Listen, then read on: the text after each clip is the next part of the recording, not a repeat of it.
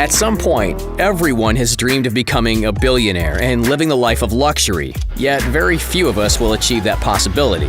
The ones that do often have incredible stories on their way to climbing up the world's richest list. Today, we're going to look at the history of some well-known billionaires, especially before they started making the big bucks. We'll see their childhood and what decisions they made that turned them into the economic powerhouses they are today. We're going to examine big names like Jeff Bezos, Elon Musk, Oprah Winfrey, and Jack Ma. So let's get started.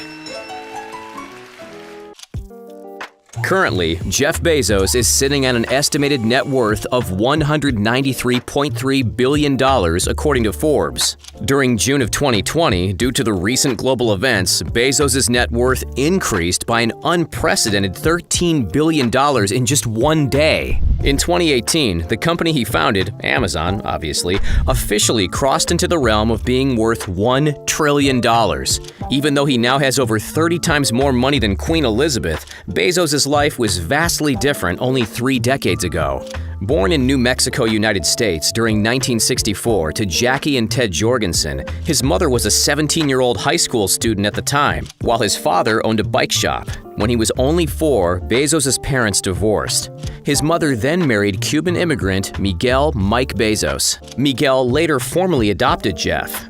From a young age, Bezos showed a passion for mechanics. As a toddler, he apparently dismantled his crib with a screwdriver. That is some ridiculous early genius going on right there. Later on, he would create an electrical alarm system to keep his siblings out of his bedroom. At high school, he balanced becoming a valedictorian with a part-time job at McDonald's. In 1986, Bezos would graduate Princeton University with a degree in computer science and electrical engineering. After that, Bezos would enter the adult world by taking various jobs on Wall Street, such as with Fattel, Bankers Trust, and D&E Shaw & Company, the latter of which he became vice president of the company by the time he hit 30. At the company, he met Mackenzie Scott Tuttle. The two would marry in 1993. In 2019, the two would divorce, and the settlement would make Tuttle one of the richest women in the world with a current net worth of $58.7 billion. Yet back in the 90s, Bezos wanted to do something more in his career. So in 1994, he left D&E Shaw & Company in order to set up an online bookshop in an emerging market of the internet. What's that? He also had plans to branch out the bookshop into selling other items eventually. Other items, like everything you could ever want. Bezos set up Cadabra in the garage of his home in Seattle. Later on, he would change the company's name to Amazon. With that, Bezos brought in a team of computer experts to help him set up Amazon. After the website reached its beta stage, Bezos asked 300 friends and family members to test out the site. In July of 1995, the Amazon website was launched to the world. The first book sold by the startup was Fluid Concepts and Creative Analogies by Douglas Hofstadter. Sounds stimulating. By September 1995, Amazon was bringing in $20,000 per week. At the end of 1995, Amazon had brought in $510,000 in revenue. In 1997, Amazon went public. Bezos told his investors there was a 70% chance they could lose all their money. I love his honesty. His parents decided to plow $300,000 of their money into their son's venture, owning 6% of the company. By the end of the decade, his parents and Bezos, at only 35 years of age, were billionaires. This year, Bezos and Elon Musk have been trading who the richest person in the world is. In early January, Musk hit the top with an estimated net worth of $185 billion. Currently, Forbes has his net worth at $190.3 billion, but who's counting? Musk was born during 1971 in Pretoria, South Africa. His mother, May Musk, was a Canadian model. His father, Errol Musk, was a South African engineer. By the time Musk was 10, his parents divorced. In order to sustain her family, May worked 5 jobs at one point. A couple of years after the divorce, Musk lived with his father, a decision he later regretted because the two are now estranged. In an interview with Rolling Stone magazine, Musk described his father as, quote, "a terrible human being," end quote. Wow. Ooh.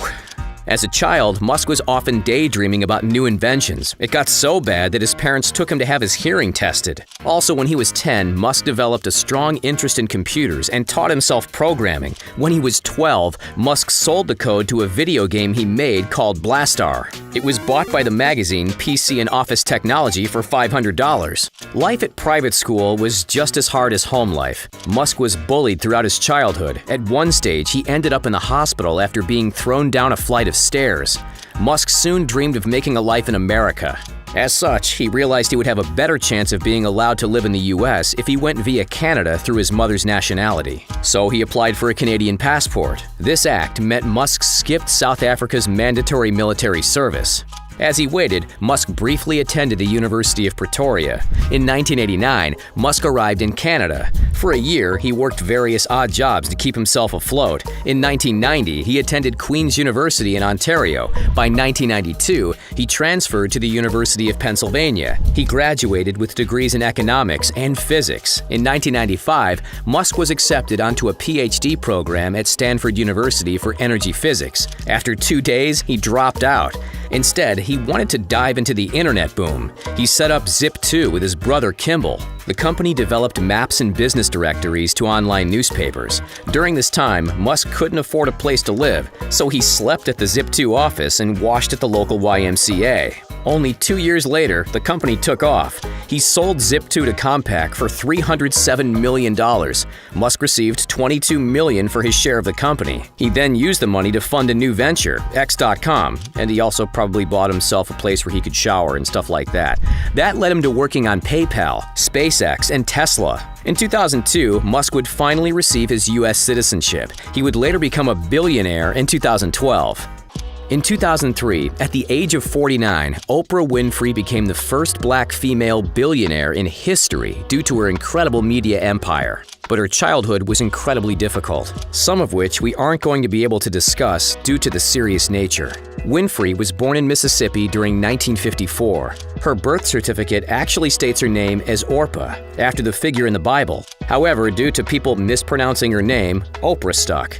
Winfrey's mother, Vernita Lee, was only 19 when Winfrey was born. Her father, Vernon Winfrey, was a barber and businessman. For the first few years of her life, Winfrey was raised by her maternal grandmother, and they lived in poverty. Winfrey would have clothes made from potato sacks, something which drew the harsh attention of nearby children. When she was 6, Winfrey moved with her mother to Wisconsin. Vernita was working as a maid at the time. Due to a mix of raising numerous children and Winfrey struggling with trauma she sustained, she was sent to her father's in Tennessee a couple of times. Eventually, she lived there permanently. There, she found something that was missing.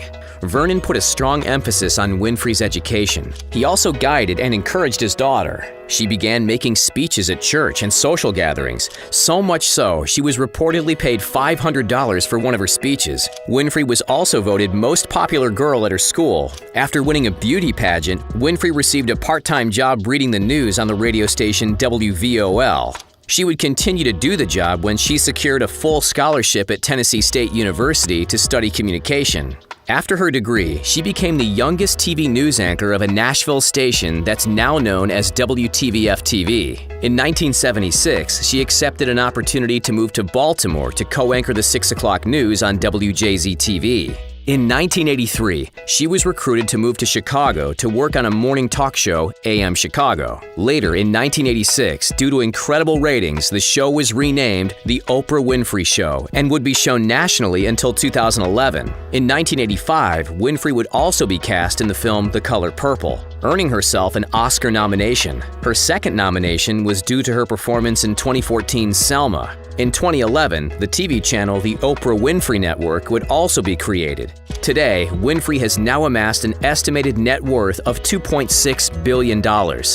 While he is currently the third richest person in China, Jack Ma is perhaps the best known, mostly due to his musical performances at the annual Alibaba conferences. Born in Hangzhou, China during 1964, he was originally named Ma Yun. At a young age, Ma was interested in learning English. He even took on a role as a tour guide for many years. He would ride them around the city in his bicycle as he practiced his English. One of the tourists soon became good friends with Ma. They would even become pen pals. However, this friend had trouble pronouncing Ma's name. As such, the tourist nicknamed Ma Jack, a name that's still used by the billionaire today.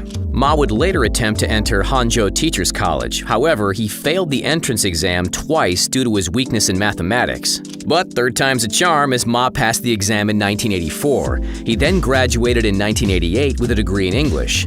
After graduating, Ma struggled to find work. He stated he applied for 30 jobs but was rejected from them all, including a job with KFC where every other person that applied was accepted but him. Ma eventually managed to secure a job as a teacher of English in what is now known as Hangzhou Dianzi University. Ma stated that after graduating, he unsuccessfully applied to study at Harvard Business School 10 times. In 1994, with the internet boom underway, Ma started up his company, Hangzhou Haibo Translation Agency. During a trip to the US, Ma saw that there was a lack of Chinese websites online. So in 1995, upon his return to China, he created his next company, China Pages, who created websites for Chinese businesses. In 1999, after leaving a job with the government, Ma set up Alibaba with 17 friends. It was originally a Chinese business-to-business marketplace. Now, Alibaba is one of the biggest e-commerce companies in the world. By 2005, Yahoo was attracted to Alibaba. They're like, "Hey Alibaba, how you doing?" No, they ended up investing $1 billion into the company for a 40% stake. Yeah, attracted to their money. Ma also created companies Alipay, Lynx, Alimama, and Taobao. Ma eventually walked away as chairman from Alibaba in 2019 to focus on his philanthropic interests, although he remains on the board. After criticizing the Chinese government in October 2020, Ma vanished. He reappeared in January 2021. The exact reason for his disappearance is unknown. Most likely he knows the internet has amnesia. Say something stupid, you can come back, people forget that you even said it. Today, Ma sits on a net worth estimated to be $62.1 billion. Hey, final fact finish. Since the global events took over, the billionaires in the US have become even richer. According to reports, 660 of the richest people have had their wealth increase by a collective $1.1 trillion, which is an increase of 40%. 46 of those 660 people only became billionaires due to the events. Thanks for joining us today. We'll see you next time.